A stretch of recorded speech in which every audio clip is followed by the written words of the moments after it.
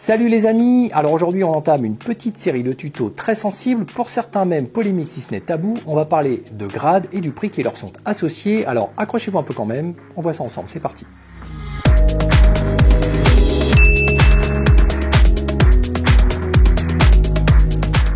Alors les amis, parler de grade est quelque chose d'extrêmement intéressant parce qu'il n'y a pas plus important et à la fois il n'y a pas plus futile qu'un grade. Ça peut être très important dans la vie d'un pratiquant parce que ça va lui donner déjà des objectifs.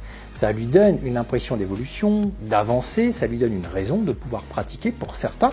Et surtout que si c'est fait correctement, chaque grade doit apporter son lot de nouveautés, de compétences, de choses à maîtriser. Donc on a quand même une véritable évolution martiale à travers ce grand chemin que représente l'évolution à travers les grades.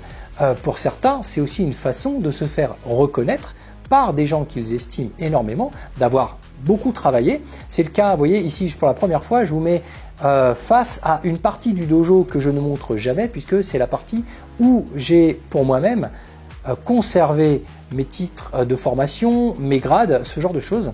Et pourquoi? Parce qu'en fait, j'en tire un certain respect de par les personnes qui me les ont transmis. C'était pour moi aussi un énorme travail à faire parce que j'ai toujours pris ça très sérieusement, je les ai toujours passés dans leur intégralité, sans essayer ni de m'affranchir de certaines parties du grade, ni d'essayer de les avoir par complaisance. Là où on sait très bien qu'aujourd'hui, dans les fédérations, n'importe laquelle, c'est facile d'avoir un grade sans le passer, voire même plus ces dernières années en période de Covid. Vous savez que lorsque j'étais 4e dan, j'ai reçu un petit coup de fil d'un haut placé fédéral qui m'a dit « Écoute Cyril, si tu veux passer ton 5e, fais-le maintenant, on est en période de Covid, tout rapprochement par deux étant proscrit, il y a grosso modo plus rien à faire. » J'ai dit, les bras m'en sont tombés. Et tu sais que le dernier grade que j'ai passé, c'était il y a 5 ans, le prochain c'est dans 6 ans.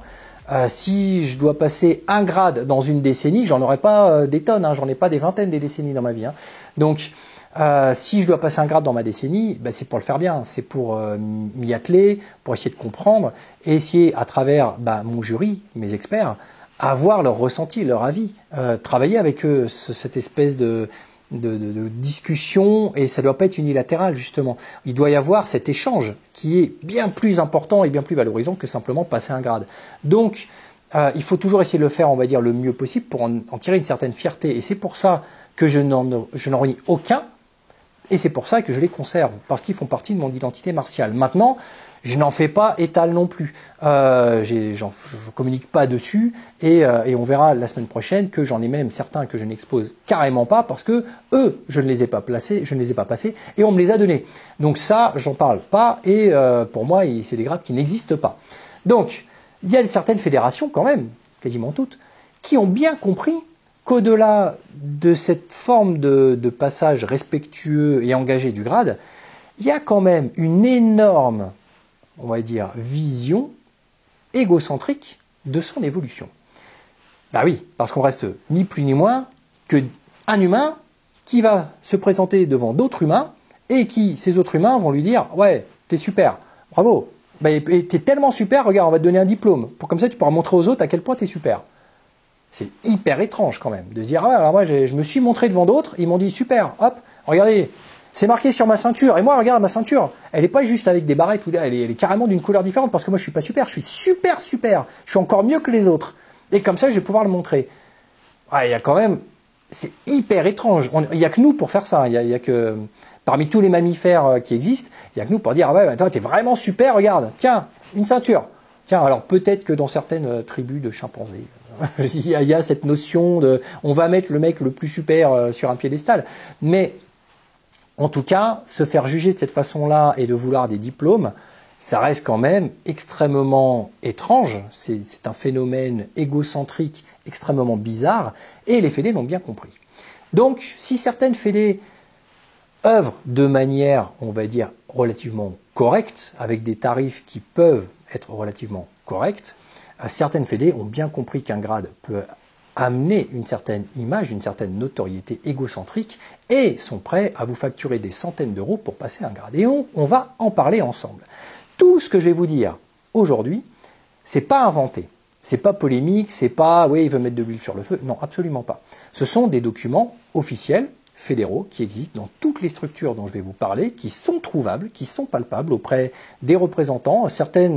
Beaucoup d'ailleurs de ces informations sont disponibles très facilement sur les sites des fédérations, vous pouvez les trouver. Certaines autres ne sont absolument pas révélées au grand public, il faut être adhérent, il faut déjà rentrer dans le circuit de ces organisations-là pour avoir accès à certaines informations, certaines grilles tarifaires. Mais l'avantage, c'est que dans mon métier, je connais énormément de personnes qui pratiquent dans énormément de structures et j'ai donc eu ces documents en main. C'est pour ça que je vais pouvoir vous en parler. Je n'invente rien, tout ça c'est officiel, c'est palpable et j'ai les sources.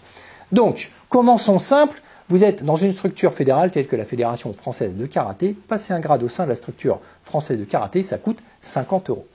Ce qu'il faut bien comprendre, c'est que les fédérations initient parfois des comportements qui sont évidemment pas illégaux, mais particulièrement immoraux.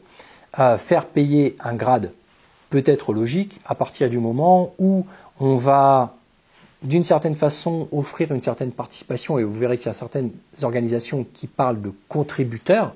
On va contribuer au maintien de la structure, comme vous pourriez le faire dans votre propre dojo en disant bon bah alors voilà, on va mettre le passage de grade à 5 € parce que on a besoin de soutien financier pour que le dojo puisse survivre parce qu'on n'a pas de subvention ou ce genre de choses. Ça peut se justifier, ça peut se défendre. Je dis pas que c'est très moral, mais ça peut se défendre. Mais certaines structures, certains dojos, justement, rentrent vraiment dans ce système en disant puisque la Fédé offre des passages à plus d'une centaine d'euros, nous derrière on va répercuter ça sur nos grades à nous. C'est-à-dire qu'on a certains clubs qui font payer très cher les passages de grade en club, qui d'ailleurs ne sont même pas des passages de grade, sont des stages, et dans lesquels on vous donne des ceintures que vous devez payer aussi. Donc ça commence à rentrer un peu plus dans le côté business et moins dans le côté martial. Moi, par exemple, chez moi, on en a déjà parlé quand on parlait justement de structure de grade, dans un vieux tuto qui a quelques années, il est sur la chaîne. J'ai essayé de vous le retrouver, je vous le mets là. Et chez moi, dans mon dojo, les passages de grade sont gratuits. C'est des examens, on peut réussir ou rater, mais c'est gratuit. Et quand on le réussit, la ceinture, elle est gratuite aussi. Ça fait partie de la cotisation annuelle. Donc, les fédérations ont quand même bien compris qu'il y a un petit business à faire. Certaines sont plutôt correctes. La FFK, c'est 50 € pour un passage au sein de la structure FFK, parce que il faut convoquer des juges, il faut payer ces personnes-là la plupart du temps. Il y a un système fédéral d'enregistrement administratif, on reçoit un diplôme, on reçoit une carte. Enfin voilà, il y a quelque chose en retour qui peut justifier un tarif comme ça. Certaines autres fédérations, à la FEKM par exemple, la fédération de Richard Douillet, sur la fédération européenne de Krav Maga, les passages de grade c'est 30 €. C'est un petit peu moins cher.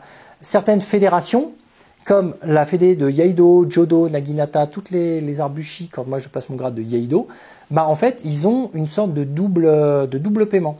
On paye une petite somme à l'inscription, et si on a notre grade, on paye la deuxième moitié. Si on n'a pas le grade, on ne paye pas la deuxième moitié. On paye pour un premier dan 15 €. Si on a le premier dan, on repaye 15 €. Ça fait 30 € au total, mais 15 € si on rate. Pour un deuxième dan, c'est 25 € et 25 €. Pour un troisième dan, c'est 35 € et 35 €. Donc, si un troisième dan commence à ramener un petit peu cher à 70 €, je me dis, si je le rate, je n'ai payé que 35 €. Là où, par exemple, dans d'autres fédérations, on aura payé directement 50 €. À la FEKMT, la Fédération européenne de karaté des arts martiaux traditionnels, un passage de grade, c'est 65 €. Peut-être aussi que il faut réunir certains jurys, que c'est des fédérations qui sont, on va dire, moins, peut-être j'allais dire populaires, c'est pas forcément le mot, mais en tout cas avec moins de monde, moins d'adhérents que la FFK. Donc, il faut faire des passages de grade peut-être interrégionaux, et faire venir des personnes de plus loin. C'est possible aussi. Nous, on a l'avantage à la FFK d'avoir des passages de grade départementaux. En tout cas, jusqu'à un certain niveau, mais qui est déjà très élevé. Donc, ça permet aux adhérents d'aller moins loin, et ça permet aux jurys de se déplacer moins loin.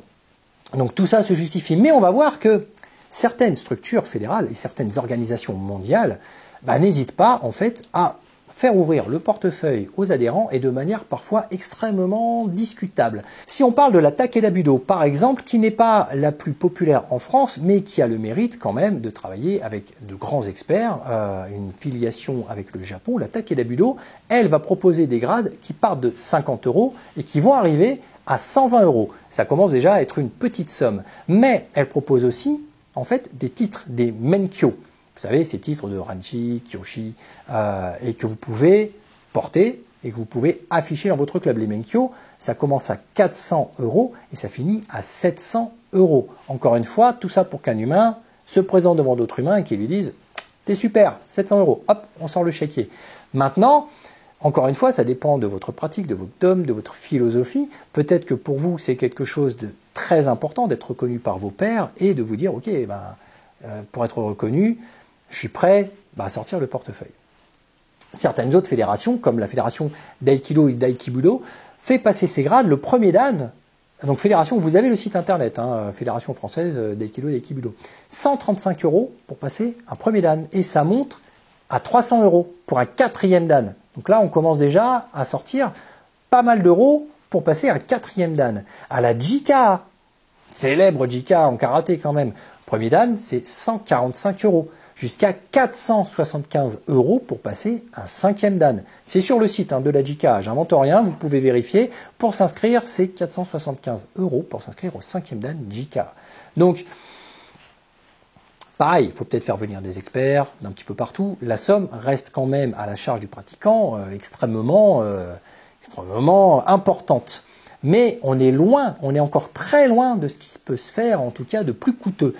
La deuxième fédération, vous savez, il y en a deux fédérations françaises d'aïkido en France. La deuxième fédération française d'aïkido, d'aikibudo et de discipline associée, elle fait démarrer ses tarifs à 155 € et après ça passe à 200, 270 €, 670 € jusqu'à 770 € si vous voulez passer votre sixième dan. Plus de 700 € pour passer un grade. Vous en déduirez ce que vous voulez en déduire. Et au-delà de ça, on a des organisations internationales. Je vais penser par exemple à White Tiger, qui est une école, pareil, martiale, une organisation, qui elle fait payer à partir de 200 € jusqu'à 1000 € si vous voulez passer un grade. Donc ils expliquent sur leur site internet que pour eux, à leur image, on contribue. On devient contributeur, on devient un peu comme votre assurance, ils vous font devenir sociétaire. Voilà, là vous êtes contributeur et vous entrez un petit peu dans le capital enfin capital non parce qu'en fait vous n'avez aucun retour sur investissement, vous êtes contributeur à l'essor, l'évolution et la présence de votre organisation, de votre fédération sur le territoire. Donc ils estiment que vous pouvez verser jusqu'à 1000 € par grade. Là où ça pose problème à partir du moment où on commence à rentrer dans des sommes très importantes, c'est qu'il faut être certain que le passage de grade soit fait correctement dans des règles précises, parce que d'un côté, on peut se dire, ouais, mais si justement à ce prix-là, la fédération reçoit beaucoup d'argent, la fédération va être tentée de donner beaucoup de grades. Bah oui, parce que si on paye et qu'on donne pas les grades, les mecs en face, ils vont arrêter de payer. Donc si on veut de l'argent, il faut délivrer des grades. Le problème, c'est aussi pour le pratiquant de se dire, bah ouais, mais moi, à partir du moment où je lâche mes 1000 € ou mes 700 balles, c'est pas pour repartir les mains vides. Si je mets 700 balles, c'est que je vais être sûr d'obtenir mon grade. Et pour certaines organisations, là je vais penser par exemple à l'IMAF ou la Takeda Budo, sur ces passages de grade, lorsque vous arrivez, même au sein de la fédération qui est une filiation à la fédération de Kendo et donc de Naginata, de Yaido, là où j'ai reçu mon premier dan, en fait, on peut passer ce même jour plusieurs grades. Et donc, si vous vous inscrivez au premier dan le même jour de Yaido, puis le premier dan d'une autre discipline, en fait, ça va se cumuler. J'ai quelqu'un de très très proche qui fait partie de la Takeda Budo et qui a fait partie de l'IMAF aussi pendant très longtemps et qui m'expliquait que sur certains passages de grade, quand on commence à accumuler 200 ou 300 € pour tel dan, et puis le même jour ou le lendemain on va passer tel ou tel grade, et ça recoute, finalement évoluer dans des disciplines, on va faire du Yaido ou de l'Aikido, puis du Jodo, ça plus ça, on sort quand même sacrément le chéquier pour tout ça. Pourquoi ? Pour pouvoir afficher qu'on a un grade. Donc, à vous, bien sûr, de faire la part des choses entre, évidemment, je sais que ça va être très polémique, très sulfureux, entre des personnes qui vont me dire, bah oui, mais c'est hyper important, Cyril, de passer un grade, d'être reconnu, moi je suis prêt à payer 200 € parce que ça a une valeur pour moi. Bah oui, mais c'est très bien si vous le prenez dans ce sens-là, c'est la meilleure façon de le prendre. C'est ce que je fais de mon côté aussi, même si, personnellement, je suis pas certain que j'irais mettre des centaines d'euros dans un grade. Mais je ne suis pas dans ce cas-là non plus, donc si ça m'arrivait, je vous le dirais. En tout cas, je vous dirais mon ressenti. Ou vous pouvez très bien dire, ouais, mais c'est la honte, on n'a pas à payer comme ça, les temps sont déjà suffisamment durs, on n'a pas en plus à faire raquer 700 balles à un pratiquant qui paye ses cotisations depuis 20 ans pour lui faire passer un grade, qui ne va peut-être pas avoir, et les 700 euros, ils vont être encaissés. Donc ça va être peut-être très compliqué. Certaines structures font des grades un petit peu détournés. Je pense à l'AFR, l'organisation de Frank Ropers, qui propose des grades en ligne. Alors, quand on en discutait il y a pas mal d'années, il y a 10-15 ans ensemble, il me disait que certaines personnes n'ont pas la possibilité, dans des régions éloignées et dans des contrées éloignées, comme le penchaksilat n'est pas très répandu en France, n'ont pas la possibilité de se rendre dans des dojos et d'avoir des structures. Donc il faut leur trouver des moyens détournés. Ce qui est extrêmement valable, c'est ce que fait aujourd'hui la JICA. La JICA, vous avez des stages en ligne, vous avez des choses en ligne qui sont extrêmement chères, qui sont payantes. Vous avez des cours en ligne qui sont payants parce qu'ils partent du principe que les gens de la JICA font pour la JICA, mais font aussi pour les autres, ceux qui sont loin, ceux qui n'ont pas de structure, qui n'ont pas de dojo. Vous voyez, même ces grandes instances ultra traditionnelles sont rentrés dans l'ère du temps, dans le 2.0, ils font du dématérialisé, ils font des DVD en ligne, on en avait déjà parlé ensemble il n'y a pas très longtemps, ils ont sorti 2 nouveaux programmes vidéo extrêmement beaux, extrêmement bien filmés, c'est magnifique, je peux malheureusement pas vous montrer les images pour des raisons de droit d'auteur liées à YouTube, mais allez voir, ne serait-ce que sur YouTube ou sur le site de la JICA, les images des tout derniers DVD filmés il y a 2-3 ans, magnifiques, sous-titrés français. Des programmes qui font à peine 1 heure et qui sont vendus sur le site plus de 400 €. Complètement dingue. On dit, ouais, alors ils ont quand même bien compris qu'il y avait une aura liée à la JICA et qu'il y avait un petit business à se faire derrière quand même, d'accord? Même si on se doute bien que produire ce genre de vidéo et mettre en ligne, ça coûte des sous, donc il faut aussi un retour sur investissement. Maintenant, le gap est quand même extrêmement important, mais ça reste une structure extrêmement élitiste, assez particulière.